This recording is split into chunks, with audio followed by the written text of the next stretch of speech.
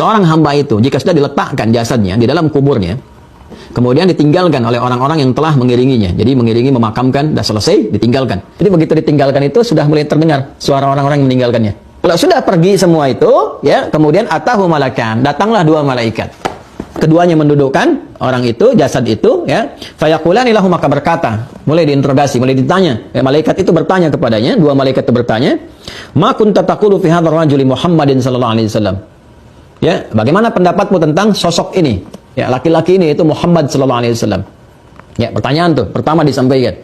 Ya, kemudian fayaqulu, maka menjawab hamba itu, asyhadu annahu abdullah wa rasuluh. Saya bersaksi bahwa beliau ini adalah hamba Allah dan rasulnya. Ya.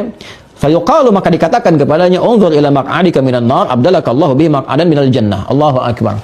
Jadi di alam kubur itu sudah ditampakkan, di tempat kamu ini begini. Ini ada dua kemungkinan, kata malaikat. Lihat nih. Kemungkinan kamu yang berada di neraka itu, dengan jawaban kamu seperti tadi itu, kemungkinan kamu di neraka itu dihilangkan oleh Allah. Ya. Artinya apa? Bukan di situ tempatmu. Ya. Allah sudah mengganti itu semua maq'adan minal jannah dengan satu tempat di surga. Setelah dia bisa menjawab itu, ya, kalau yang tadi di Al-Bukhari kan ditempatkan tempatnya di surga, ditempatkan. Jadi kebiasaan amal kita. Ahli puasa ditempatkan babur rayyan, kan? Ahli tahajud tempatkan babut tahajud. Ya, kalau semakin soleh, semakin tinggi, ada yang saat sakaratul maut tempatkan surganya. Ya. Setelah itu apa yang terjadi? Ya, belum selesai ini teman-teman. Tsumma yunawwaru lahu fihi, tsumma yuqalu lahu nam. Allahu akbar. Ya, setelah itu diberikan penerangan. Nah, ini informasi dari hadis semua nih. Diluaskan, dikasih penerangan. Ya, enak, nyaman, tenang dan sebagainya. Tsumma yuqalu lahu nam. Lalu dikatakan kepadanya, ya, malaikat itu berkata, udah istirahat aja dulu. Tidur aja dulu sekarang. Istirahat dulu. Ya, Masya Allah. Ya, disuruh istirahat, ditampakkan surganya, nikmat semua, tempatnya luas, tempatnya lebar. Ya. Kemudian fayaqulu arji' ila ahli fa akhbirhum. Allahu akbar. Ya, Allahumma shalli ala sayyidina Muhammad. Fa yaqulu arji'u ila ahli. Ya, fa akhbiruhum. Maka mayit itu berkata, aku bisa enggak pulang dulu? Aku ingin kabari keluargaku.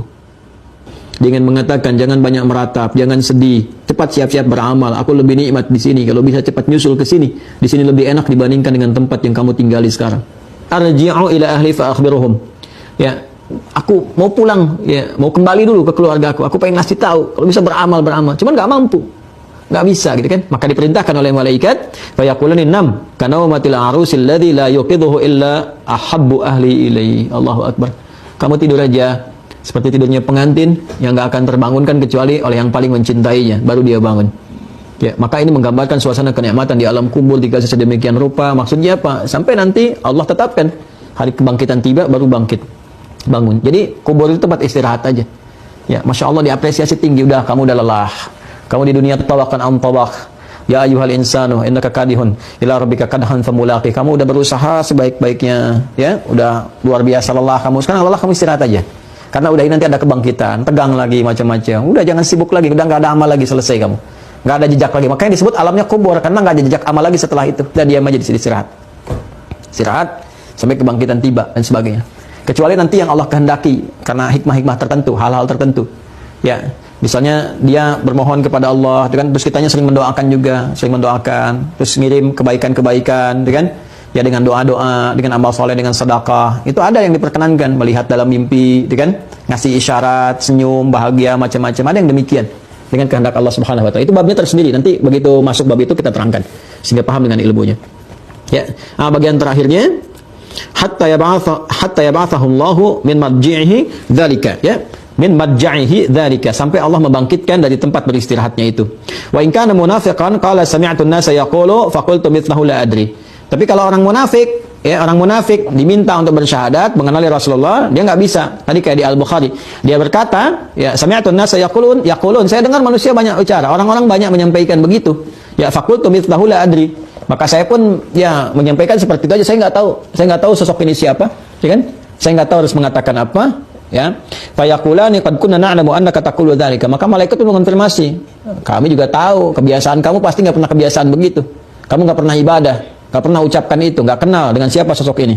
Jadi dihardik oleh malaikat, la daraita wala talaita. Kamu ini nggak ngerti, nggak tahu, ya, karena nggak pernah belajar baca, nggak pernah pahami. Kenapa dikasih kesempatan hidup? 20 tahun, 30 tahun, 40 tahun, 50 tahun, bahkan puluhan tahun, 70 tahun, 60 tahun, sampai fisik berubah, ya menjadi rapuh, letih, rambut mulai memutih, masih nggak ngerti juga. Ini ada anak 6 tahun ngerti la ilaha illallah, kamu 60 tahun nggak ngerti-ngerti, gitu kan? Ini bahasanya gitulah kurang lebih ya. Ya kalau yang nyatanya nanti saat masuk nanti tahu sendiri. Lalu apa yang terjadi kemudian? La daraita wala tarid. Kamu nggak tahu karena kamu nggak pernah mau memahami.